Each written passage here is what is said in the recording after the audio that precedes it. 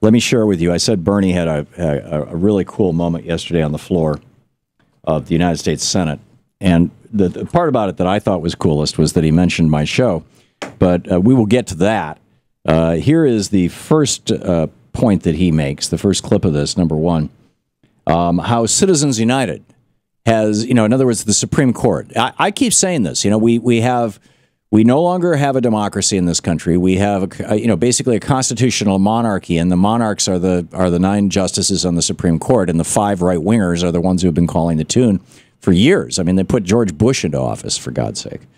And so they're the monarchs, and what the monarchs decided is that rather than having a democratically, elected representative republic, they're constitutionally limited representative democratic republic. Instead of having that, we're going to have an oligarchy.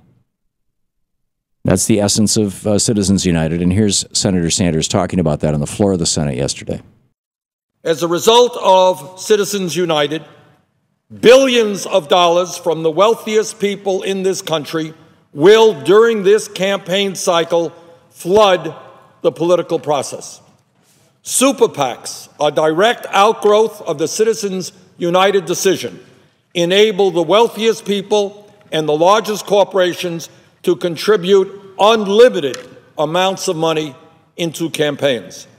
According to recent FEC filings, super PACs have raised more than $300 million for the 2016 presidential election already. And this election cycle has barely begun. All right.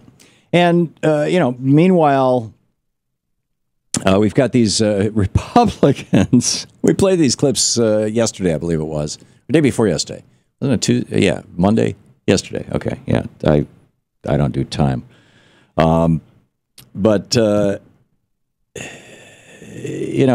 This is...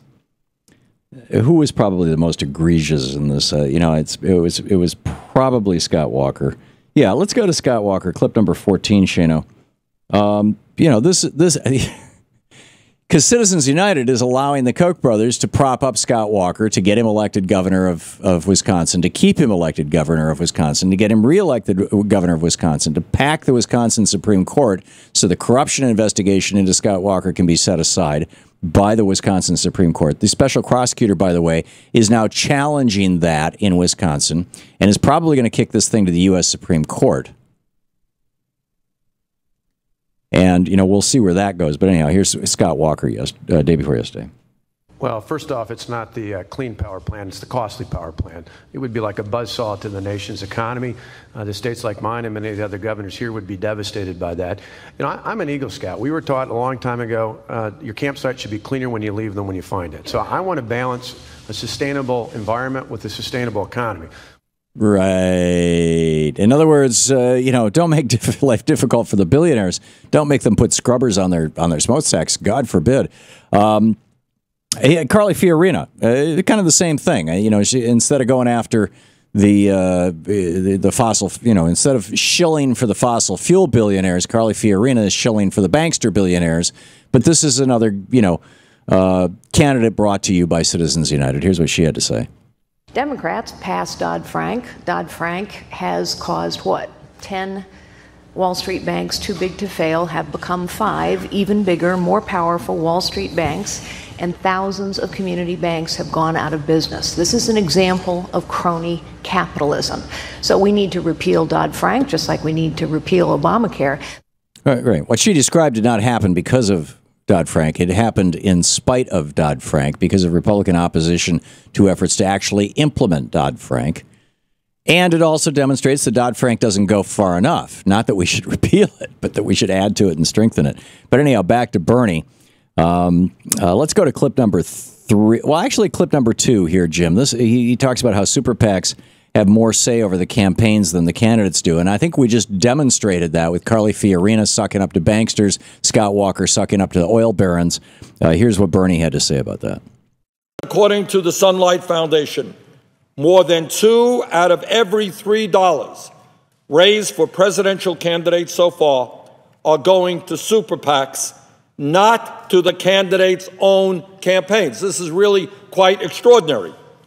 What this means is that super PACs, which theoretically operate independently of the actual candidate, have more influence and more money over the candidate's campaign than the candidate himself or herself. And as we just demonstrated, and by the way, we would play Hillary Clinton clips about this issue, except to the best of my knowledge, she has not spoken of it. We actually, Shane and I looked around this morning, we couldn't find any. And here's, Bernie one more time talking about super PACs and their influence over American politics. Clip number 3, Jim. Mr. President, 35 individuals or companies have already donated more than $1 million to super PACs so far.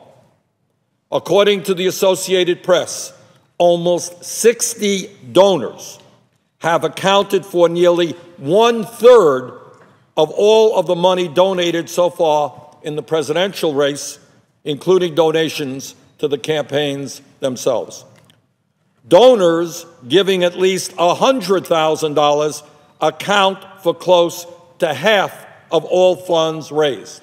Now, you'll recall Jimmy Carter last Tuesday, a week ago, yesterday, talking about that on this program, and we'll get to where Bernie is quoting him in just a second. But basically, this is a serious problem. We have candidates who are wholly owned representatives of industries. I mean, shouldn't Scott Walker have to wear a Koch Industries logo on his jacket? Shouldn't Carly Fiorina wear a Goldman Sachs logo on her jacket? I'm almost speechless. When are we going to wake up?